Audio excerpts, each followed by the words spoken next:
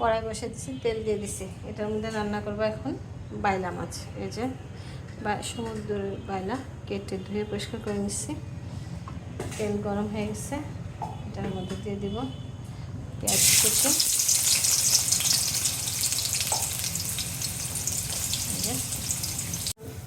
এটার মধ্যে এখন দিয়ে দিব আদা রসুন জিরা পেস্ট,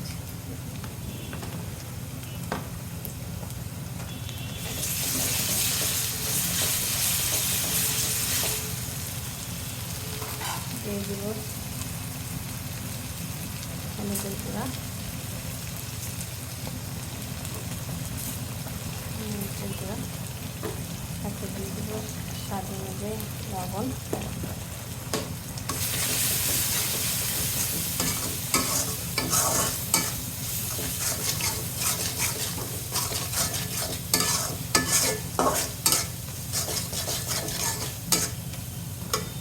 দিয়ে দিব একটু পানি,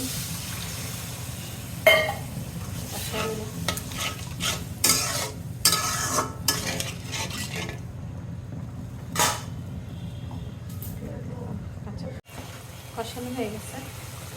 এখন দিয়ে দেবো মাছগুলো, বাইলা মাছ। এটা হচ্ছে সমুদ্রের বাইলা মাছ।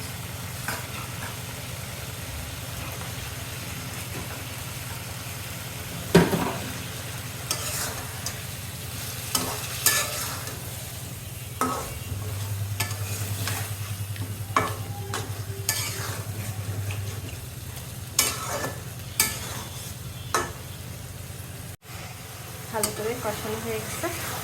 এখন এটার মধ্যে দিয়ে দিব পানি, পানিটা দিয়ে দিই,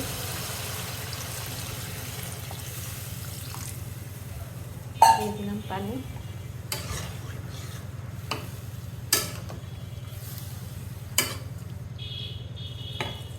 দিয়ে দিব গাছের টক টমেটো। এটাও গাছের, মানে আমাদের ভাবির বাবার বাড়ির ক্ষেতের আর কি। এটাও দিয়ে দিলাম। এটা একদম ভালো করে হোক। বাইলা মাছ হয়ে গেছে, আর একটু হবে, ভালো করে হোক, আর একটু হলে নাড়া ফেলবো। বাইলা মাছ এমনিতে নরম, বেশি নাড়ানাড়ি করা যায় না, সাবধানে রান্না করতে হয়। সুন্দর কালার হয়ে গেছে আমার বাইলা মাছের তরকারি। টক টমেটো দিয়ে এটা নামিয়ে ফেলবো।